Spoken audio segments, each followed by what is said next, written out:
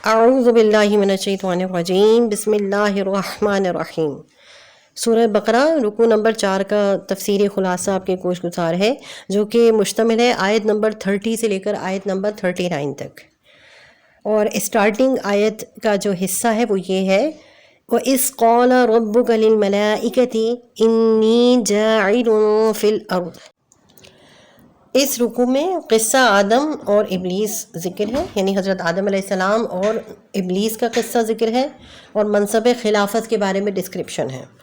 گزشتہ رکوع میں یعنی رکوع نمبر 3 میں توحید اور بندگی، رب کی دعوت اور اس زاویہ نگاہ سے دی گئی ہے، یعنی رب تعالیٰ کی طرف سے جو دعوت تھی وہ اس زاویہ نگاہ سے دی گئی تھی کہ اللہ ہی خالق اور رب ہے، لہٰذا اسی کی اطاعت کرنی چاہیے۔ اب اس رکوع میں اسی دعوت کو اس زاویہ نگاہ سے پیش کیا گیا ہے کہ اس دنیا میں انسان اگر اپنے تخلیق کے مقصد کو سمجھے تو ناممکن ہے کہ وہ اللہ پر ایمان اور احکام الہی پر عمل نہ کرے۔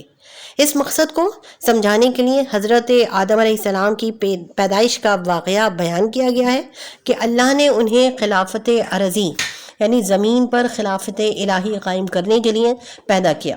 اس منصب کی ذمہ داریوں کو انجام دینے کے لیے علم اور اختیارات سے بہرور کیا، فرشتوں کو ان کے سامنے سر اطاعت جھکا دینے کا حکم دیا، ابلیس نے سر تسلیم خم کرنے سے انکار کر دیا، اور اس طرح قیامت تک وہ انسان کا دشمن بنا۔ سب سے پہلے اس نے حضرت آدم اور حوا علیہ السلام کو بہکایا اور انہیں اس راستے کی طرف بلایا کہ جو اللہ تعالیٰ نے جس سے منع فرمایا تھا، لیکن ان دونوں برگزیدہ ہستیوں نے توبہ اور استغفار کیا اور اللہ نے ان کی توبہ قبول فرمائی۔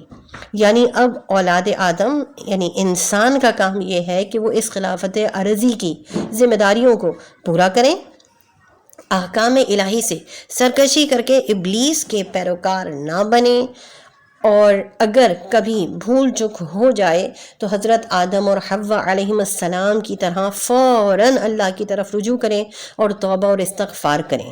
جو لوگ اس روش پر چلیں گے وہ دنیا اور آخرت میں کامیاب رہیں گے، جو غفلت اور انکار کریں گے وہ نامراد اور ناکام رہیں گے۔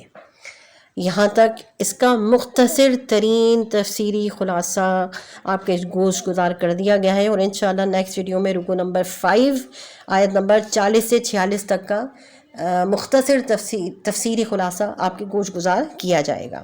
وآخر دعوانا ان الحمد للہ رب العالمین وما توفیقی الا باللہ۔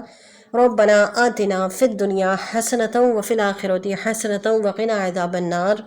اللہم اغفر لی ذنبی ووسع لی داری وبارک لی فی رزقی۔ آمین اللہم آمین بجاہ النبی الامین صلی اللہ علیہ وآلہ وسلم۔